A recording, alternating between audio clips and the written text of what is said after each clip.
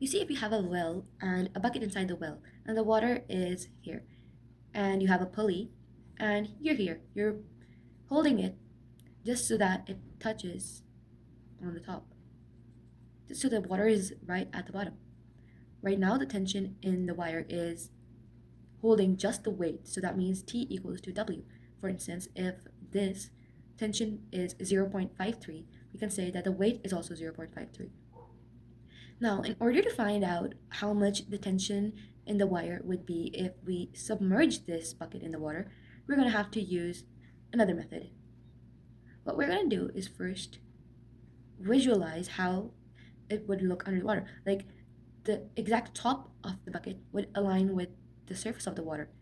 So right now we have about this much, like this much volume of water displaced, like this much water that was originally inside is now higher up, and the region that's being taken up by this bucket is now acting a force on the bucket that's helping it being pushed upwards, like just like how you, for instance, um, immerse something in water.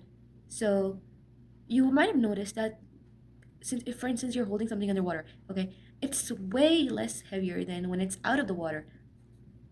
Why is that? I'll tell you. So basically, there's this phenomenon called upthrust. And what is upthrust? It's when you put an object in water and the volume of the object, let's say, is 30-meter cube. This 30-meter cube is now the water that's displaced upwards, like the water that's being moved up, because all this area is now being taken up by this 30-meter cube ball or cylinder or object, whatever. So what upthrust basically is, it's the force that's acting upwards on the object. And you may ask, why? Why is it? So we're gonna basically, what we're gonna do is take this 30-meter cube water and we're gonna put it on a weighing scale. And what we're gonna do is we're gonna read whatever value is here, and this is the value of upthrust. So this is basically, for instance, if this measured force, or we're basically measuring the weight of the 30-meter cube. If this is, for instance, say 100 newtons, we're basically having this object being pushed upwards with a force of 100 newton once it's submerged in water, because it's displacing 30-meter cube of water.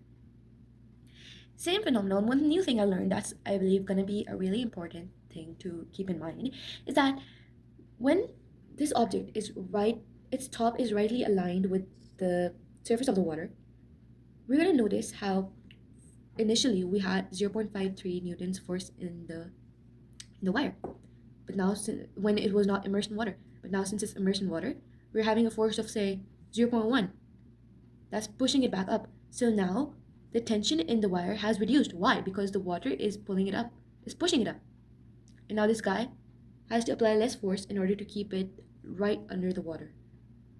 So what we're going to do, we're going to take 0.53 minus 0.1, which is this force of upthrust, and we're going to find out the new value of tension, which is basically 0.43.